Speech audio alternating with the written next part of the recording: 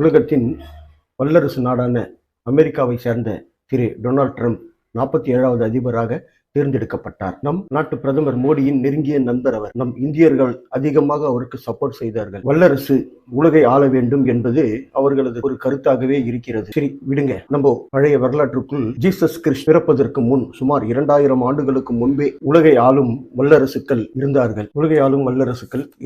அந்த காலத்துல 3 கண்டங்கள் தான் இருந்தது. ஆசியா, ஆப்பிரிக்கா, ஐரோப்பா. இந்த 3 கண்டங்களையும் ஆட்டி வைக்கும் வல்லமை படைத்த 2 பேரரசுகள். அதாவது இன்னைக்கு நம்ம வல்லரசுன்னு சொல்றோம், அப்ப பேரரசுன்னு இருந்தாங்க. கிரேக் ரோமானியர்கள், இவர்கள் கட்டுப்பாட்டுல தான் உலகமே இருந்தது. அந்த 3 கண்டங்களும் அவங்க கட்டுப்பாட்டுல தான் இருந்தது. அவங்க குதிரைப்படையை தான் அதிகமா உபயோகப்படுத்தினாங்க. தரை வழி மார்க்கமா தான் எல்லா நாட்டுக்குள்ளேயும் அந்த ஆக்கிரமிப்பு இருந்தது. ஒரு நிமிஷம், கிமு 2000 வருஷத்துக்கு முன்னாடியே தமிழர்கள் இருந்தாங்க. அந்த காலத்துல இந்தியா என்ற பேர் கிடையாது, தமிழ்நாடு என்ற பேர் இல்ல. ஆனா தமிழர்கள் மிக பிரபலமா ஒரு நாகரிகத்தோட இருந்த காலங்கள் அது. நம்ம கடலூர், தூத்துக்குடி இந்த துறைமுகங்கள்லாம் அன்னைக்கு இருந்தது.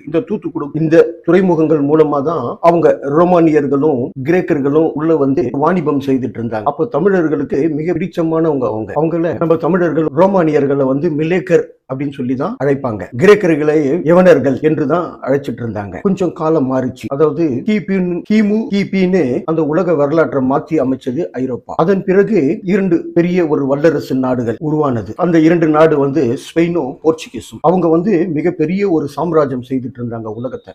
அப்போ போப்பாண்டவர் இப்ப இருக்கிறார் இல்லைங்களா, அந்த காலத்துல ஒரு போப்பாண்டவர் இருந்தார். அவர் என்ன பண்ணார் கேட்டீங்கன்னா, ஸ்பெயினுக்கும் போர்ச்சுகலுக்கும் வடக்கு நீ எடுத்துக்கோ, தெற்கு நீ எடுத்துக்கோ அப்படின்னு சொல்லி உலகத்தை பிரிச்சு கொடுத்துட்டார். பஞ்சாயத்து தலைவர்களை போல அன்னைக்கே அதை அவர் செய்துட்டு இருந்தார். இன்னும் காலப்போக்கில் இவங்களுக்கு இணையாக 2 வல்லரசு பேரரசுகள் உருவமானது. அவங்க தான் பிரெஞ்சும் பிரிட்டனும். மிகப்பெரிய ஒரு ஆதிக்க சக்தியோட உலகம் ஃபுல்லா தங்களுடைய கட்டுப்பாட்டில் எடுத்துட்டு வந்துட்டாங்க. பட் அன்றையிலிருந்து இன்னைய வரைக்கும் பிரிட்டிஷ் நாடு மட்டும்தான் கடல் வழி மார்க்கத்துல மிக ஒரு தலை சிறந்தவங்க அப்படின்னு ஒரு கருத்துல இருக்கு. ஏன் இன்னைக்கு கூட 2025 கூட உலகத்தை கடல் வழி மார்க்கமா ஒரு கட்டுப்பாட்டுல வச்சிருக்கிறது பிரிட்டிஷ் மட்டும்தான். என்ன பண்றது, இரண்டாம் உலக போர் மிக தீவிரமா இருக்கும்போது பிரிட்டிஷும் பிரான்சும் பின்னடைவு கொஞ்சம் கொஞ்சமா அவங்க தோல்வியை சந்திக்க ஆரம்பிக்கிற நேரத்துல தான் ரஷ்யாவும் அமெரிக்காவும் மிக பலம் பொருந்திய ஒரு நாடாக அந்த 2ஆம் உலக போர்ல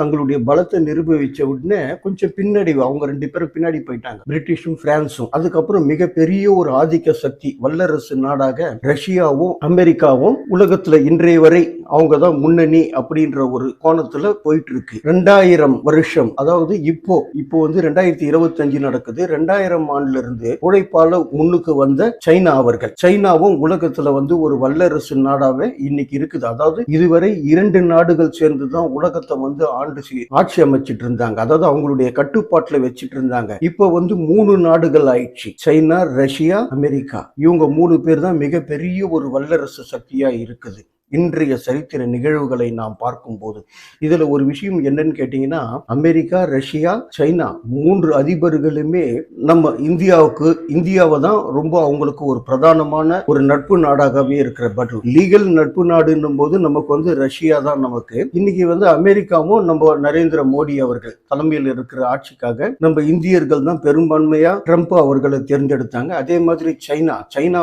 தொழில இன்னைக்கு உலகத்தை மிகப்பெரிய அளவுல ஒரு ஆட்சி செய்துட்டு இருக்கு. உலக வரலாறுகள்ல ஆரம்பத்துல 3 கண்டங்கள் தான் அறியப்பட்டது, அறிஞர்களால் அறியப்பட்டது அந்த 3 கண்டங்கள். இன்னைக்கு பல கண்டங்கள் உருவாகி இன்னைக்கு பெருசா இருக்கு. பெருசா இருந்தாலும் இவங்க 3 பேரோட ஆட்சி தான் இன்னைக்கு வல்லரசு தங்களுடைய கட்டுப்பாட்டுல தான் உலகமே இருக்குன்னு நினைக்குது. நாளைக்கு இந்த கட்டுப்பாட்டை உடைச்சி 4வது நாடாக நம்ம இந்தியாவும் அதுல சேரக்கூடிய அதிகமான வாய்ப்பு இருக்கு. அடுத்த ஒரு வரலாற்று நிகழ்வுகளோடு நான் உங்களை மீண்டும் சந்திக்கிறேன்.